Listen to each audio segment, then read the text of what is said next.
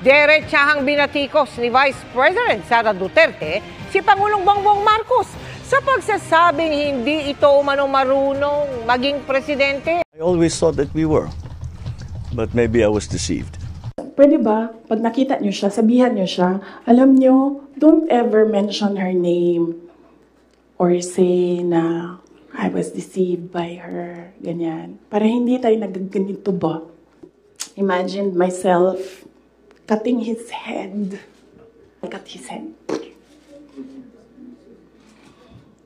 So noon, na-realize ko, toxic na, di ba? Ganyan na yung